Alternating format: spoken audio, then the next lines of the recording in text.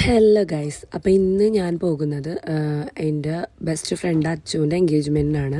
അപ്പോൾ ഞാൻ രാവിലെ തന്നെ റെഡിയായി ഇറങ്ങിയിട്ടുണ്ട്. അപ്പോൾ യസ്ദാനെ പിന്നെ ഞാൻ എന്തായാലും കൊണ്ടുപോകുന്നില്ല എന്ന് വിചാരിച്ചു. ആദ്യമായിട്ടാണ് കേട്ടോ ഞാൻ അവരെ കൊണ്ടുപോകാതെ എവിടെയും പോകുന്നത്. അപ്പോൾ അതിൻ്റേതായ ടെൻഷൻ എനിക്കുണ്ട്. അപ്പോൾ ഞാനത് ഓട്ടോ കയറി ഫർസാൻ്റെ വീട്ടിൽ പോകുന്നുണ്ട്. ഫർസാൻ ഓൾറെഡി അവിടെ റെഡിയായി നിൽക്കാമെന്നൊക്കെ പറഞ്ഞിട്ടുണ്ടായിരുന്നു കേട്ടോ. അപ്പോൾ അത് ഞാൻ ഫർസാൻ്റെ വീട്ടിലെത്തിയിട്ടുണ്ട്. അപ്പോൾ ഫർസാന റെഡി ആവാമെന്ന് പറഞ്ഞിട്ടുണ്ട്. അവൾ റെഡി ആവുകയാണ്. അപ്പം ഞാൻ ഓൾറെഡി റെഡി ആയ കാരണം എനിക്കൊന്നും ചെയ്യാനൊന്നും ഇല്ല കേട്ടോ. അപ്പം പിന്നെ എൻ്റെ ഫ്രണ്ടിൻ്റെ എൻഗേജ്മെൻറ്റ് എനിക്ക് എന്തായാലും പോവാതിരിക്കാൻ പറ്റില്ല. അപ്പോൾ അതേ നമ്മൾ ഓട്ടോ കയറിയിട്ട് അച്ഛൻ്റെ വീട്ടിൽ പോവാണ്. അപ്പോൾ അതേ അച്ഛൻ ഇവിടെ റെഡിയായി സെറ്റായി നിൽക്കുന്നുണ്ട്. അവരൊക്കെ ഓൾറെഡി നേരത്തെ വന്നിട്ടുണ്ടായിരുന്നു. നമ്മളാണ് ലാസ്റ്റ് വന്നത്.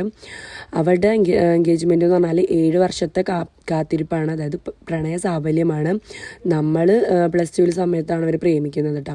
നമ്മൾ +2 സമയത്ത് പ്രേമിച്ചവരെയൊക്കെ വിട്ട് വേറെ ആളെ കെട്ടി 2 പിള്ളേരായിട്ടോ ഗൈസ്. അപ്പോൾ അതേ നമുക്ക് നല്ല തിരക്കും കാര്യങ്ങളൊക്കെ ഉണ്ടായിരുന്നു. അപ്പോൾ ഫുഡ് കഴിക്കാൻ വേണ്ടി വെയിറ്റ് ചെയ്യുമ്പോഴാണ് ഒരാൾ ഐസ്ക്രീം ഇരുന്ന് തിന്നത്. നമുക്ക് നല്ല വിശപ്പുള്ള സമയത്തായിരുന്നു കേട്ടോ. അപ്പോൾ അതേ നമ്മൾ ബിരിയാണിയും നല്ല നാരങ്ങച്ചാറൊക്കെയാണ് നമ്മൾ കാത്തിരുന്ന് തിന്നുമ്പോൾ നമുക്ക് ആ ബിരിയാണിയുടെ ടേസ്റ്റ് അതൊന്ന് വേറൊന്നും തന്നെയാണല്ലോ. അത് കാരണം തന്നെ നമ്മൾ വാരി വലിച്ച് തിന്നാൻ കേട്ടോ ഗായ്സ്. അപ്പോൾ അത് വീണ്ടും ഞാൻ ചോറിടാൻ അവരുടെ അടുത്ത് പറയുന്നുണ്ടായിരുന്നു. എനിക്ക് നല്ല വിശപ്പുണ്ടായിരുന്നു, അവർക്കും അതേ നല്ല വിശപ്പുണ്ടായിരുന്നു. അപ്പോൾ അവർ വീഡിയോ എടുക്കണ്ടെന്നൊക്കെ പറഞ്ഞു. ഞാൻ വീഡിയോ എടുക്കും എന്നൊക്കെ പറഞ്ഞിട്ടതേ അവരെ വീഡിയോ എടുത്ത് നമ്മൾ ഫുഡ് കഴിക്കുകയാണ്. അപ്പം ഞാൻ പറഞ്ഞു കച്ചമ്പറും കൂട്ടി 2ാമത് കഴിക്കാമെന്ന് പറഞ്ഞിട്ട് ഞാൻ മുർഷിനോട് 2ാമതും ചോറിടാൻ പറഞ്ഞിട്ടതേ അവൾ ഇടാണ് കേട്ടോ. അപ്പം നമ്മളിതേ ബിരിയാണിയൊക്കെ കഴിച്ചു.